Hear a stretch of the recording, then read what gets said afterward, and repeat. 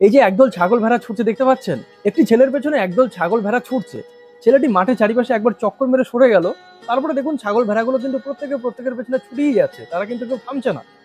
এরা অ্যাকচুয়ালি প্রত্যেকে এটাই মনে করছে যে আমি সবার শেষে আছি, আমার সামনে যে আছে সে আমাকে এক জায়গা থেকে অন্য জায়গায় নিয়ে যাচ্ছে। যেভাবে তারা ছুটে এক জায়গা থেকে এখানে এলো, তারা কিন্তু এরকমই ভাবছে যে আমরা নতুন কোথাও যাচ্ছি, বাট যাচ্ছে না কোথাও, তারা একই জায়গায় গোল গোল চক্কর মারছে।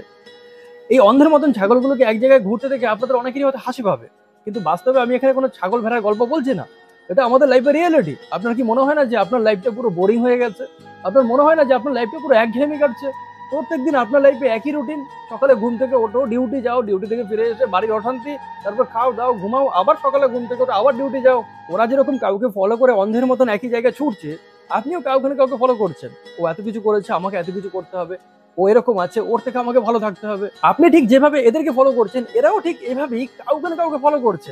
এভাবেই 99% মানুষ একটা সার্কেলের মধ্যে অন্ধের মতন ঘুরে বেড়াচ্ছে। এটাই হচ্ছে আমাদের লাইফ বোরিং হওয়ার সবচেয়ে বড় কারণ। না হলে জীবন এত বোরিং হওয়ার কথা না, যতটা বোরিং আমরা করে ফেলেছি। ভালো থাকুন সবাই।